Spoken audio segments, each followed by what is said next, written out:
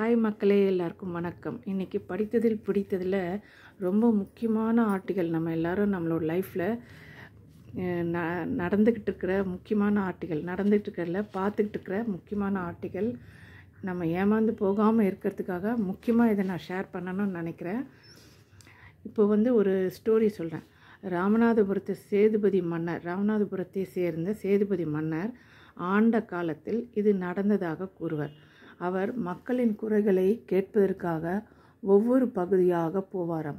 அப்படியே போனவர் கமுதி என்ற பகுதியில் துணியிலான கூடாரம் டென்ட் அமைத்து தங்கியிருந்தாராம். அப்போது அங்கிருந்த மக்களுடைய குறைகளை அவர் கேட்டுக்கிட்டு இருந்தார். அப்போது ஒரு தகவல் அவருக்கு கிடைத்தது. அந்த பகுதியில் பிரபலமான ஜோசியர் ஒருவர் இருக்கிறார்.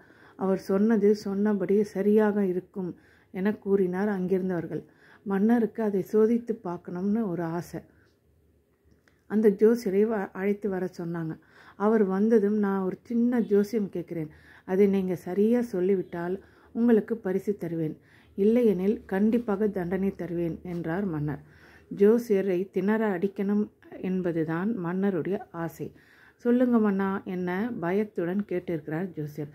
ஒன்றுமில்லை, இந்த கூடாரத்திலிருந்து நான் முன்வாசல் வழியாக வருவேனா பின்வாசல் வழியாக வருவேனா என்று உங்களால் சொல்ல முடியுமா அப்படின்னு கேட்டார். ஒரு தாளில் நீங்கள் அதை எழுதித்தாங்க, அப்படி நடந்தால் உங்களுக்கு பரிசு, இல்லையெனில் தண்டனை என்று கூறினார். இதையெல்லாம் பார்க்க ஆவலோடு காத்திருந்தார் மக்கள். ஆனால் மன்னர் என்ன பண்ணார்னா,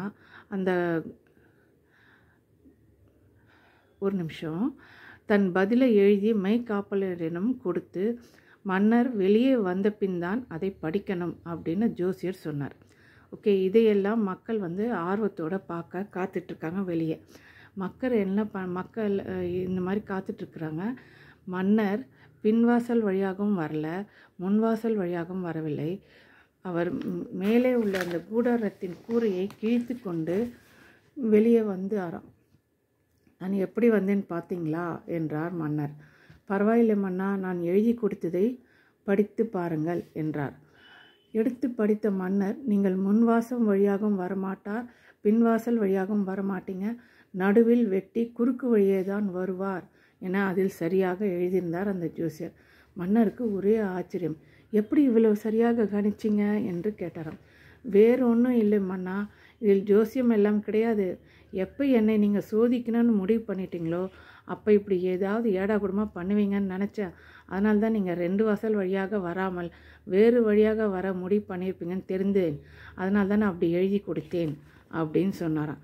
ஜோசியம் சொல்பவர்கள் ஜோசியத்தின் அடிப்படையில் இருக்கும் பல சாஸ்திரங்களை அடிப்படையாக வைத்து சொல்வர். இருப்பினும் தன்னிடம் ஜோசியம் கேட்பவர் மனநிலை எப்படி இருக்கும் என்பதை ஆராய்ந்து பார்த்து அவர்களின் மனோபாவத்தை பார்ப்பவராக பதில் சொல்வர். இந்த கலை ஜோசியத்திற்கு மட்டுமல்ல, நமக்கு கூட தேவைப்படுது. எப்படி என்றால், நம் முன் நின்று பேசுபவரின் மனநிலை அறிந்து நாம் பேசினால் நமக்கு நிறைய பிரச்சனைகளை தவிர்க்கப்படும். இன்னொரு விஷயமும் சொல்கிறேன்.